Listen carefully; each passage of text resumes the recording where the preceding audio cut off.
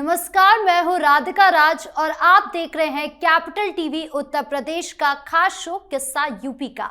10 नवंबर को लाल किले के पास हुए बम ब्लास्ट के तार सीधे सीधे उत्तर प्रदेश से जुड़ रहे हैं, जिसे देखते हुए योगी सरकार ने निर्देश दिए कि उत्तर प्रदेश के जितने भी मदरसे हैं उसका पूरा ब्यौरा एनआईए और एटीएस को सौंपा जाए। जिसके बाद एटीएस ने जांच पड़ताल फतेहपुर से शुरू की, लेकिन कड़ा विरोध देखने को मिला। कई मौलाना है जो एटीएस का समर्थन कर रहे हैं, जो डेटा मांगा जा रहा है वो दे रहे हैं, लेकिन कई ऐसे मौलाना भी हैं जो मुस्लिमों को टारगेट किया जा रहा है यही दोहरा रहे हैं। हालांकि जांच में कई अवैध संचालित मदरसे भी पकड़े गए हैं, जिनकी फंडिंग कहां से होती है ये जांच के दायरे में है।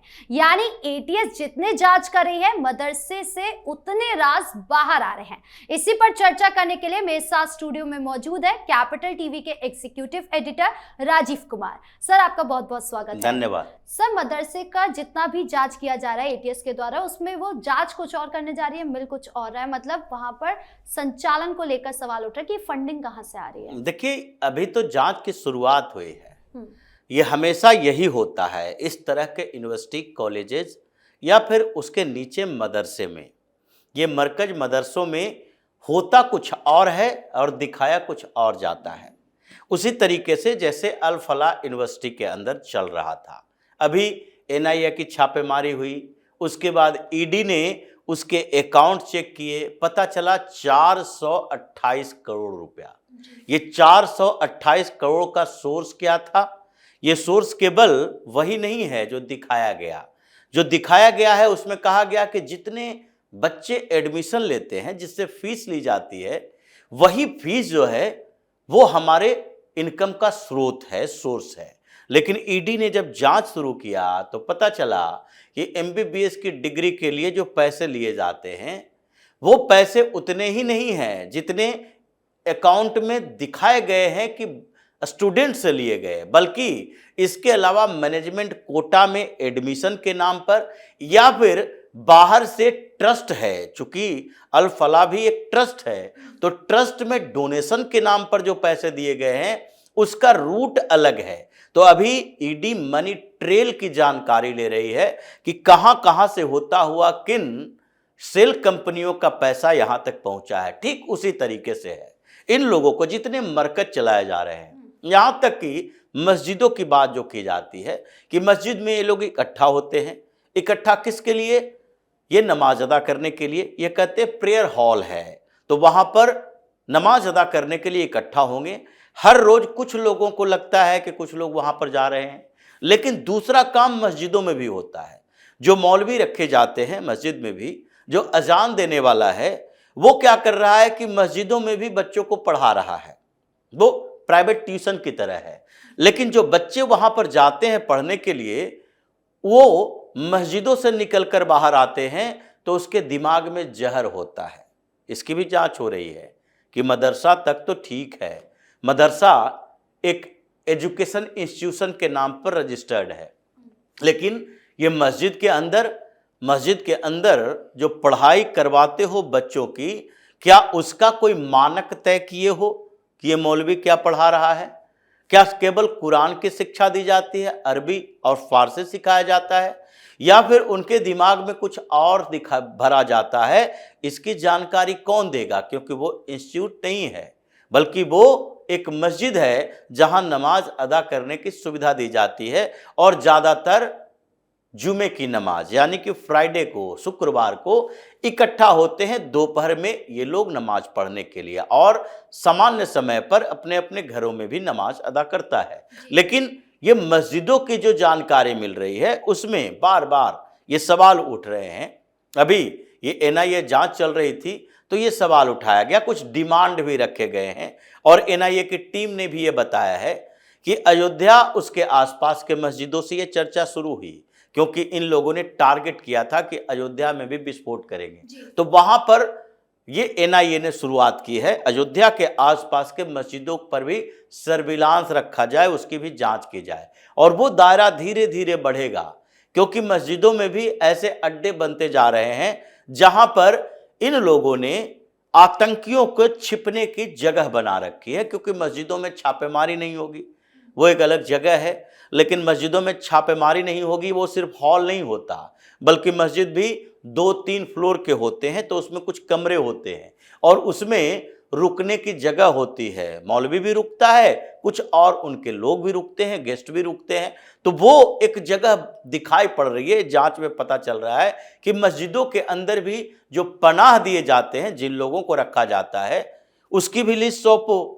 कब कौन आ रहा है इसकी जानकारी लोकल थाने में दो, क्योंकि ऐसा ना हो कि 10 दिन 20 दिन से जिसकी तलाश कर रहे हैं वो किसी मस्जिद में छिपा हुआ हो। अब यहीं से दायरा शुरू होता होता ये मदरसों में पहुंचा और मदरसों की जो जांच हो रही है, पहले भी जांच हुई थी, मदरसा का सर्वे किया गया उत्तर प्रदेश में, लेकिन इस बार इंटेंसिव तरीके से जांच हो रही है और उसमें इस बात का ध्यान रखा जा रहा है कि अभी जो ये जनरेशन टू जनरेशन जिहादी पैदा करने की कोशिश कर रहा है, तो ये लिंक जुड़ता कहां से है? क्या मदरसा अभी वो केंद्र रह चुका है जो मजहबी शिक्षा देगा? जैसे मजहबी शिक्षा देना या धार्मिक शिक्षा देना अपनी जगह पर है, लेकिन मजहबी शिक्षा या धार्मिक शिक्षा देने के नाम पर किसी दूसरे धर्म के खिलाफ अगर उस मजहब में है भी तो भी, जैसे ये इस्लाम में है, इस्लाम में गैर इस्लामिक लोगों को या जो मूर्ति पूजा करते हैं उन लोगों को काफिर कहा जाता है। अब आपको ये समझना पड़ेगा कि आप जिन बच्चों को पढ़ा रहे हो मदरसों में, अक्षरशः वही चीजें पढ़ाओगे या फिर ये देखोगे कि सऊदी अरब की बात अलग है, अरब देशों की बात अलग है, वहां 2-4-5% ऐसे लोग हैं जो गैर मुस्लिम हैं, लेकिन हम जिस देश में रह रहे हैं वहां के 80% से ज्यादा की आबादी अगर गैर मुस्लिम यानी कि हिंदू है, तो हिंदुओं के लिए काफिर शब्द का उपयोग करेंगे। उसके खिलाफ हम बचपन से एक मुसलमान के दिमाग में जहर घोलेंगे तो आगे चलकर वो हिंदुओं का घातक ही बनेगा, वो आतंकी बनेगा, वो समाज में डिस्ट्रक्शन पैदा करेगा। उस बढ़ने के ऊपर देखेगा कि ये पूरा तो हिंदू समाज है, संस्कार व्यवस्था हिंदुओं की है, सनातन परंपराएं हैं, तो उसके दिमाग में उल्टे सुल्टे विचार आएंगे। तो अब ये गहन जांच चल रही है कि पाठ्यक्रम क्या है, इसके सोर्सेस क्या है, फंडिंग कहां से आती है, मौलाना जिसकी नियुक्ति की गई है उसका बैकग्राउंड क्या है, और ये सारे मामलों की जानकारी एटीएस इकट्ठा करेगी, एनआईए जांच करेगी, सबका बैकग्राउंड चेक किया जाएगा। और उत्तर प्रदेश में अभी जो मदरसों की संख्या धीरे धीरे बढ़ रही है, वो 23,500 से बढ़ते बढ़ते अभी देवबंदियों की बात की जाए तो वो अलग से एक इंस्टीट्यूशन चलाते हैं, मदरसों का एक नेटवर्क चलाता है, और इसी नेटवर्क के माध्यम से वो बार बार चैलेंज करता है कि हम सरकार से कोई फंड नहीं लेते, हमारी जांच नहीं होगी। तो इन सब के साथ निगरानी की जा रही है कि आखिर इन मदरसों पर आगे कार्रवाई कैसे की जाए, जिसके जिसके खिलाफ सबूत मिलेंगे उन जगहों पर ताला लगेगा और आगे की कार्रवाई जारी रहेगी। सर, एटीएस की जांच तो हो रही है, लेकिन इससे सबसे ज्यादा दिक्कत मौलाना शहाबुद्दीन रिजवी को हो रही है। वो कह रहे हैं कि क्यों मदरसों की इतनी बार जांच हो रही है, 3 बार ऑलरेडी साल में होती है, उसके बाद चौथी बार करने की क्या जरूरत पड़ रही है? क्योंकि शक पैदा हुआ है जी। जैसे कि रिजवी को सबसे ज्यादा दिक्कत नहीं है, ये दिक्कत सारे मुस्लिम मौलानाओं को है।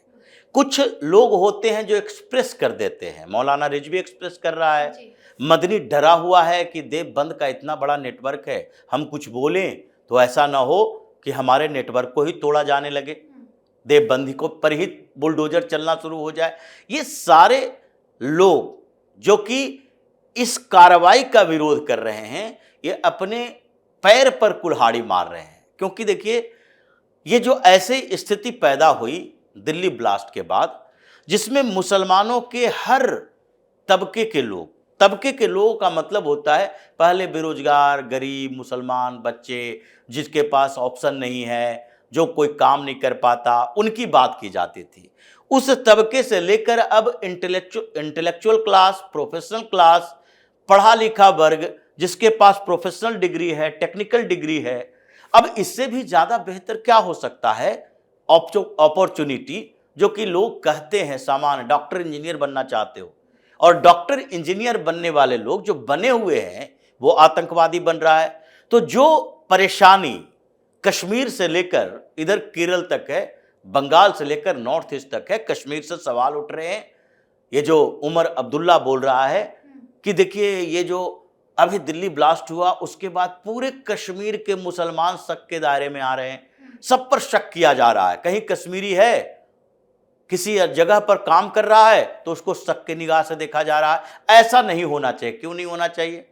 विश्वसनीयता तो तुम पैदा करोगे, तुम अपने आप में सुधार करोगे।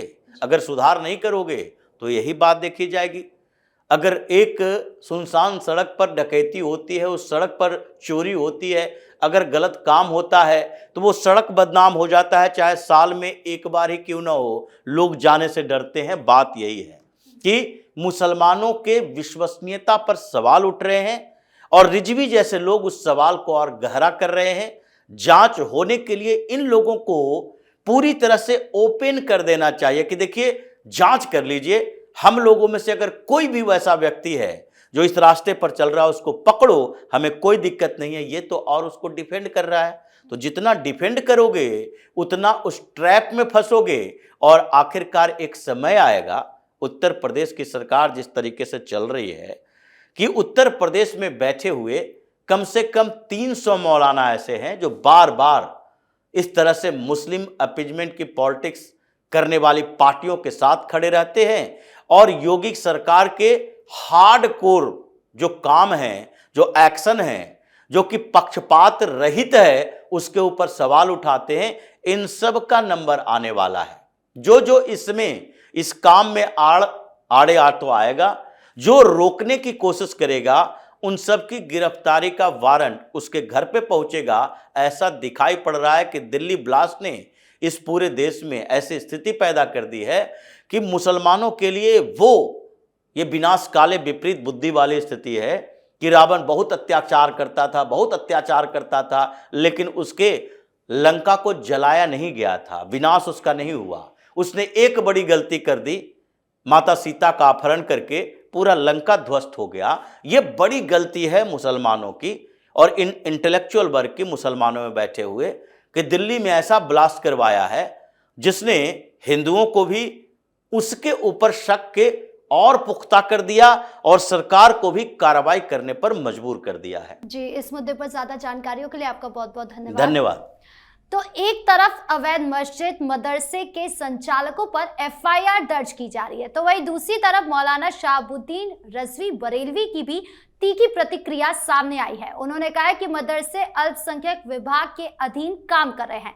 इनकी अलग अलग सालों में 3 बार जांच कराई जा चुकी है, अब फिर से चौथी बार एटीएस से जांच कराने की जरूरत नहीं है। यानी मदरसे से जुड़ा ये मामला बढ़ता ही जा रहा है। ऐसे में सबकी नजर सरकार के अगले कदम पर है। तो किस्सा यूपी का में इतना ही। धन्यवाद।